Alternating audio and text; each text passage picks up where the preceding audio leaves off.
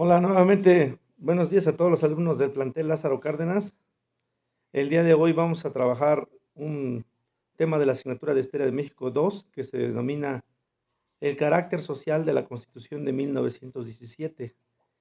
Y el ejercicio que vamos a hacer el día de hoy es para ayudarlos a la actividad propuesta. Recuérdense que la actividad propuesta es que ustedes analicen el contenido original de los artículos 3, 27 y 123 de nuestra Constitución Política, tal y como fueron concebidos por el constituyente de 1917 y tal como actualmente están para, para ver los cambios que han ocurrido en este lapso de más de un siglo, ¿no?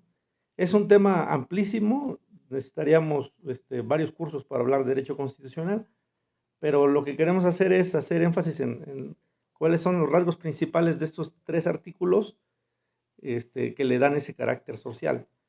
Por principio de cuentas, hay que decir que la Constitución de nuestro país de 1917 es una de las primeras constituciones del mundo en consagrar las garantías sociales, incluso antes que la Constitución de la antigua Unión Soviética, que es de 1924. Anteriormente, a partir de la Revolución Francesa y la Declaración de los Derechos del Hombre y el Ciudadano, lo que las constituciones consagraban era precisamente lo que se denominan las libertades burguesas, que son principalmente la libertad, la igualdad, la propiedad y la seguridad jurídica, que son derechos que principalmente perseguía la clase burguesa en su momento, porque ellos tenían pues ciertas condiciones económicas que le permitían ejercer esos derechos. Sin embargo, la nobleza se los impedía. De ahí su necesidad de que estos derechos se les respetaran, el derecho de la libertad de expresión, la libertad de tránsito, el derecho a tener propiedades. Sin embargo, no se concebía como una necesidad las garantías sociales. Es decir, en el siglo antepasado, a nadie se le había ocurrido que la obligación de impartir educación o la obligación de proporcionar salud a la gente era una obligación del Estado. Eso no se le había ocurrido en muchas latitudes en el mundo, no se les había ocurrido, ¿no? Nuestra Constitución es la primera que consagra precisamente el derecho a un trabajo digno, el derecho a la seguridad social, el derecho a la salud, el derecho a la vivienda, a la educación, y de ahí la importancia, ¿no? Bueno, entrando a analizar el artículo tercero constitucional, hay que partir diciendo que en ese entonces el artículo se refería solamente a la educación básica, es decir, a la educación primaria. Y los principales conceptos que se establecen es que la educación básica que impartiría el Estado tendría que ser laica, es decir, tendría que ser libre de todo dogma religioso, acorde con nuestra tradición de separación de la Iglesia del Estado desde la Constitución de 1857. Era necesario incluir esa premisa, ¿no? Otra característica era la gratuidad de la educación y, por supuesto, la obligatoriedad, que en ese momento no quedaba claro si la obligatoriedad era por parte de los padres o tutores de mandar a sus hijos, a sus pupilos a la escuela, o si la obligatoriedad era por parte del Estado para impartirla. Más adelante se aclara ese punto, ¿no? Pero además existen otros conceptos menos, que se mencionan menos, ¿no? La educación debe ser democrática. Y eso es muy importante porque la democracia es definida en nuestro país a partir del artículo tercero constitucional. La democracia significa no solamente un sistema político y un esquema jurídico, sino un sistema de vida basado en el continuo progreso, desarrollo del pueblo. Entonces la educación debe ser democrática, también debe ser nacional, debe responder a los intereses de la patria, la defensa de sus recursos, de su soberanía, tanto política como económica, etcétera. Y además debe ser una educación social porque debe de contribuir a la mejor convivencia humana. Entonces, esos son los rasgos que originalmente se concibieron para la educación, para el artículo tercero en materia de educación. Por ejemplo, reformas muy importantes se dieron en 1992, en el periodo de Salinas de Gortari, en donde se extendió esta obligatoriedad de estas características de la educación, no solo a la educación básica, sino también a la secundaria y posteriormente a la educación preescolar.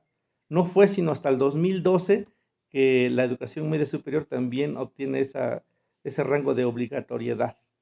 Y en el 2013 se le agrega el concepto de calidad. Y eso es muy importante mencionarlo, ¿eh? O sea, no porque en nuestra Constitución se establezcan ciertas garantías sociales, significa que en el mundo real realmente se hagan efectivas. Hoy en nuestros días, no todas las personas tienen derecho a los servicios de salud o a los servicios de educación.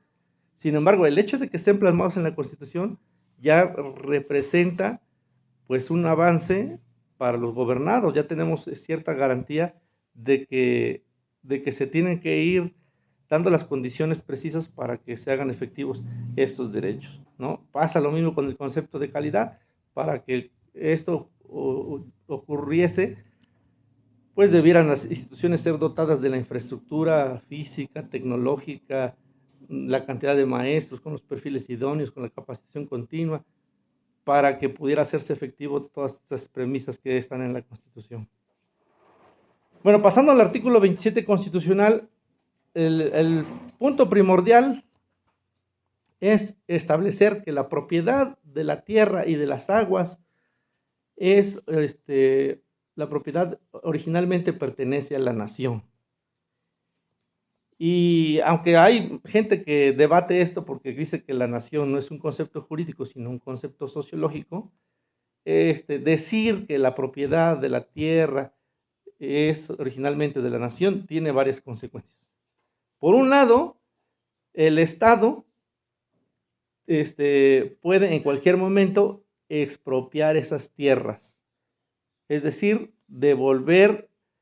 pedir a los particulares que devuelvan esas tierras, pero mediante dos características: por causa de utilidad pública, es decir, para hacer obras de infraestructura social, y además mediante indemnización. Y el particular pues no puede oponerse a esa expropiación si se puede establecer claramente que es una causa de utilidad pública, tendrá que acceder a esta expropiación.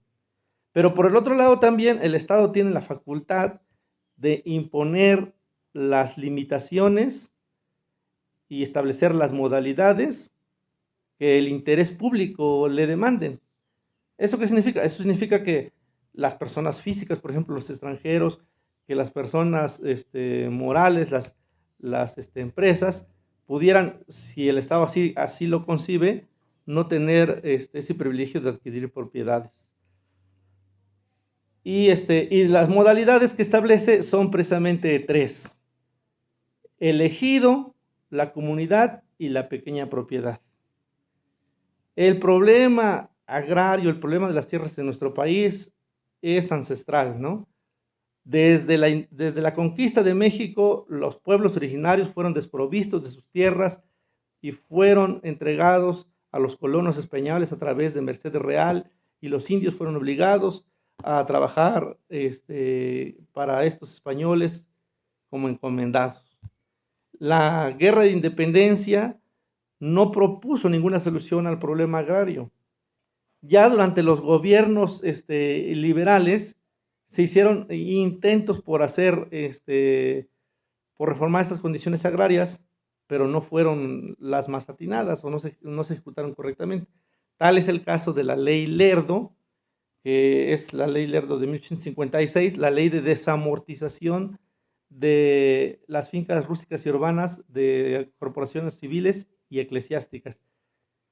Como ustedes saben perfectamente, la iglesia, para el cobro de sus servicios o para el cobro de su diezmo, embargaba bienes y tenía gran cantidad de fincas ociosas que no eran productivas.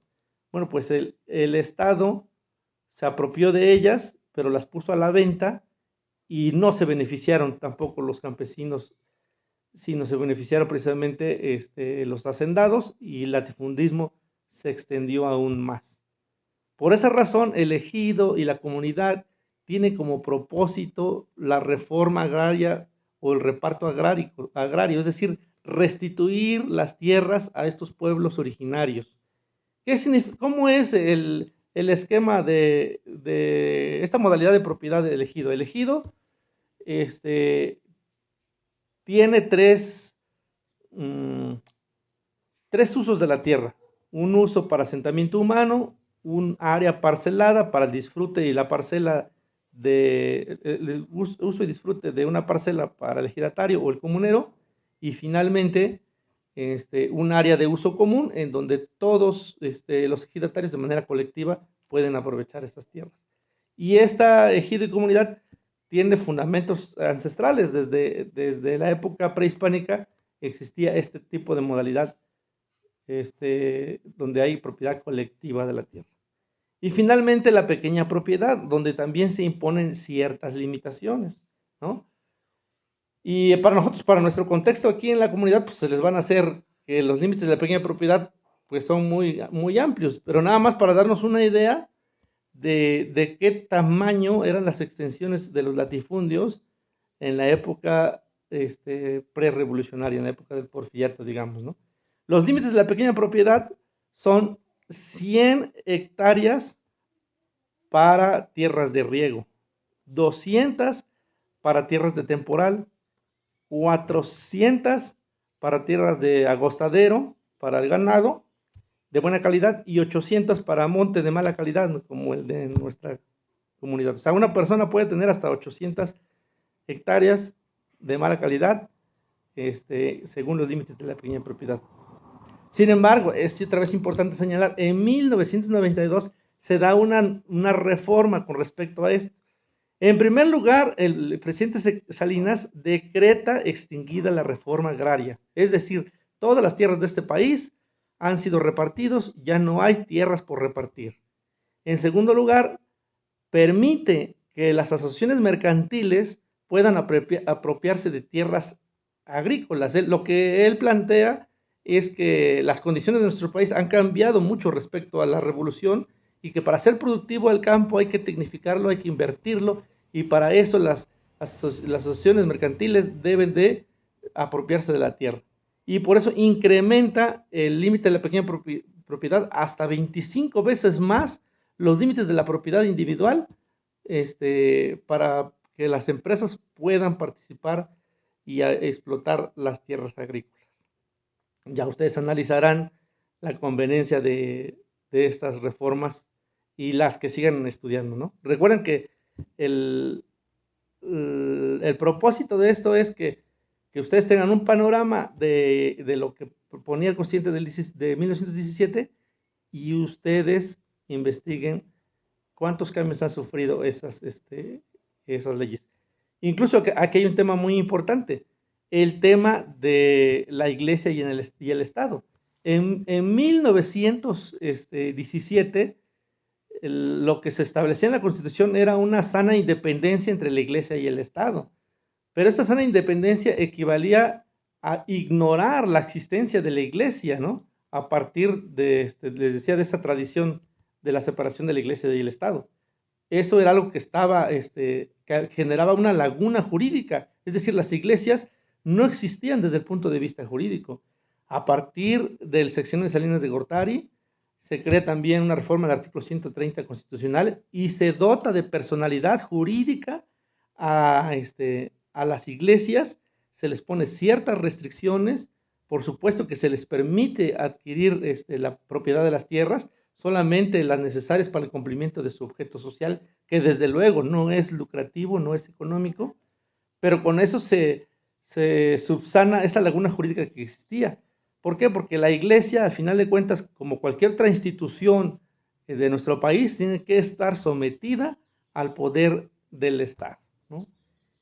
Y finalmente el artículo 123, que establece pues el derecho a un trabajo digno, socialmente útil y que sea remunerativo, es decir, que le alcance el salario a la persona para poder satisfacer sus necesidades. Y establecen ciertas condiciones de la jornada de trabajo, de la prohibición de los menores a laborar, de las garantías para las personas, para las mujeres embarazadas, de los salarios mínimos, de su derecho a asociarse para la defensa de sus intereses,